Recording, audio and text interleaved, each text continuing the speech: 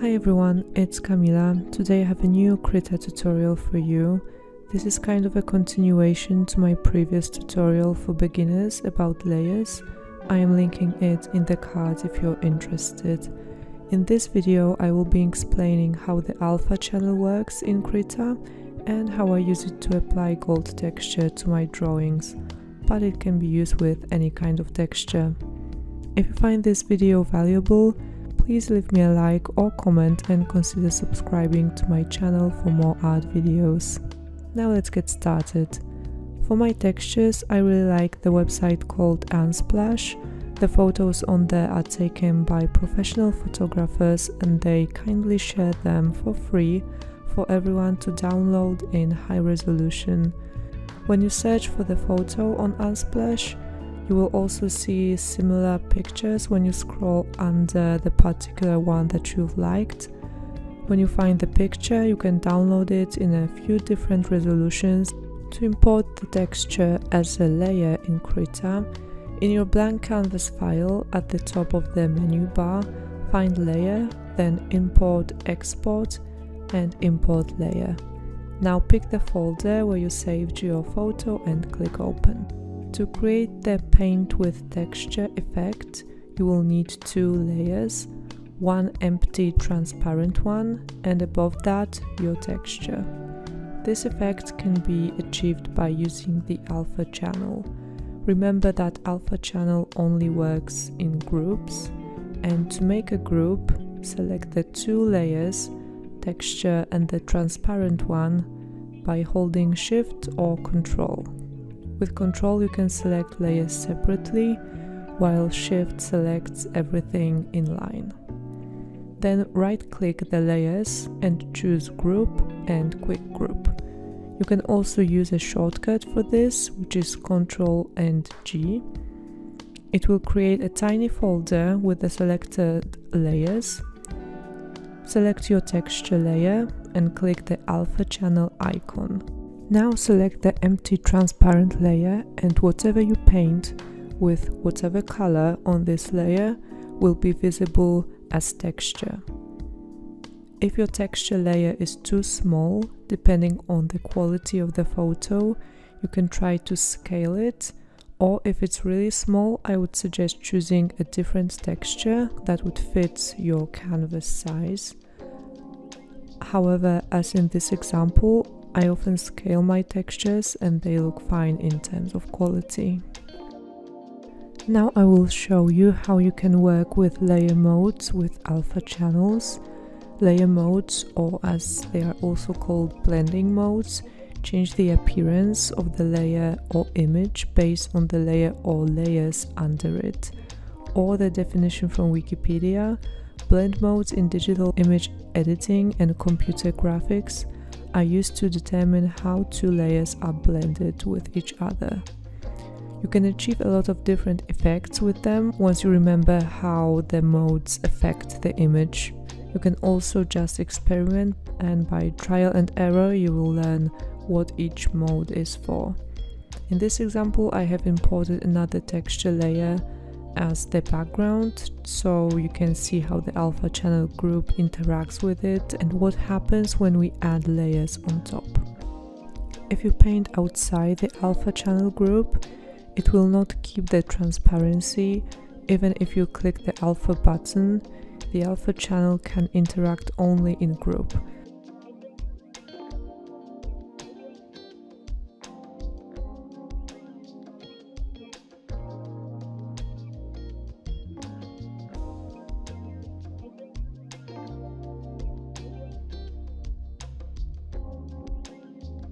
If you open the group again by clicking that tiny arrow next to the folder icon, you can add more layers or change them.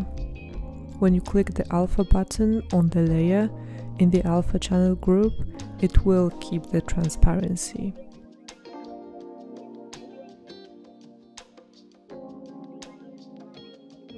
You can also change the layer mode of the whole group as well. It will keep the colors that you have added in the group and only the blending mode will be changed. There is also an option to merge the whole group into a single layer if you are done with everything. However, if you would like to edit anything as you go, I would recommend just keeping the group until the entire painting is ready. In that way you can always go back and edit any element you want. Unless maybe your computer cannot process as many layers quickly and it lags, then maybe merging the layers would be beneficial for you. The last tip is that you can freely move the entire group or the separate layers in the group, and the other layers will not be affected by this. In the next part of this video, I will be showing you how I use this technique in practice. I will be drawing Bella Hadid in Schiaparelli haute couture from the Fall-Winter 2021 collection. I know the necklace was supposed to symbolize the lungs, but for some reason when I first saw it, I thought about trees. Something mystical and elven or Lord of the Rings inspired, but maybe that's just my brain that always thinks about magical things. Either way, what a bliss. Back to the painting. If you would like to see my entire drawing process, you can check out my painting process playlist for a more comprehensive take on my illustration process. In particular, my sword temper video. It is a longer one where I explain everything step by step. Back to this video, my other tip for the painting with texture technique is using the RGBA brushes on the empty layer, especially when you want to achieve this gold foil look or gold leaf look. They have more uneven edges and they are made to mimic traditional brushes, so this has a similar effect as if you'd apply the glue with a brush on paper, but the brush choice really depends on what effect you want. For example, there are watercolor metallic paints for this type of look, and try the watercolor digital brushes. So just experiment. The fun part is you can always delete the layer or erase something, so just keep trying different brushes depending on your idea for your painting.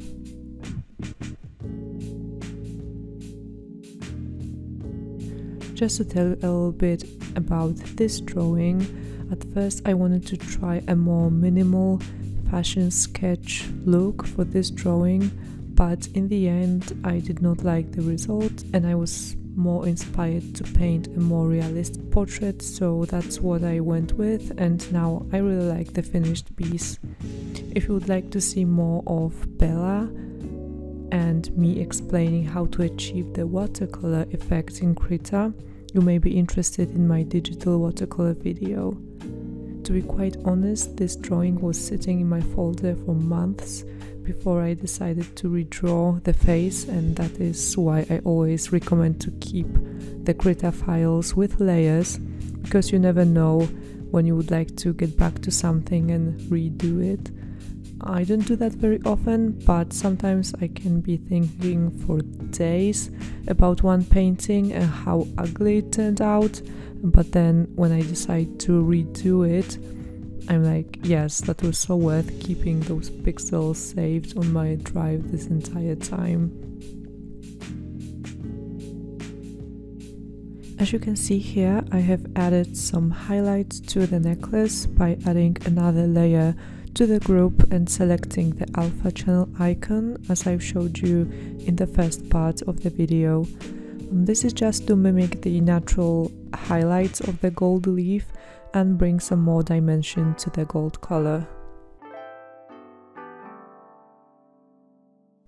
When I started redrawing the face, I tried to find the easiest way to do it, so at first I hid some layers, then I erased some parts, but in the end I ended up deleting the whole face sketch and starting from scratch. I picked a different reference image and decided to go for a more realistic look.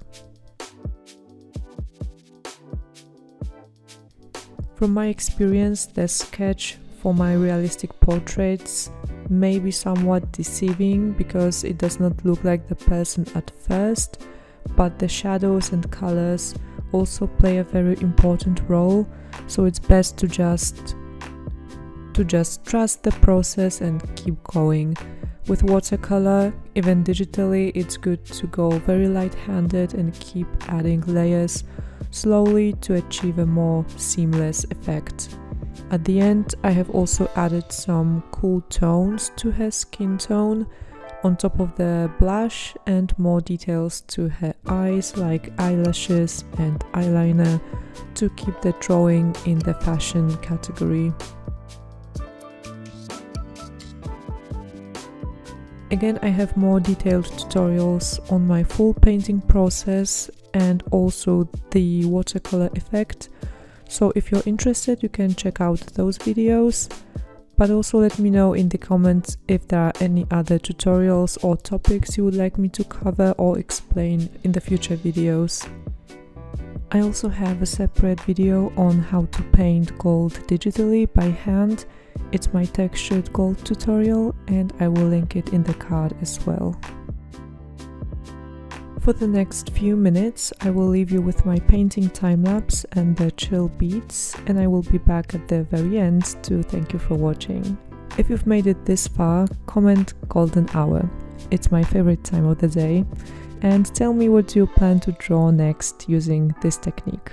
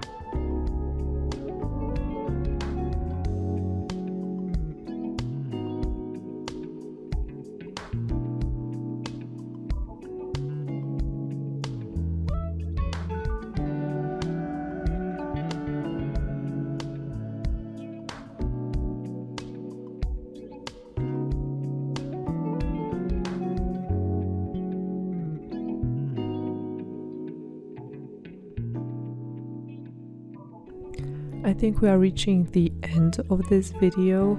Thank you so much for stopping by, and special thank you if you made it this far. I hope you learned something new or at least enjoyed my painting process. If you did, please leave me a like and subscribe to my channel. I try to post more regularly now, at least once a month, so if art videos are your cup of tea, feel free to join. I wish you all the best, take care, and bye bye.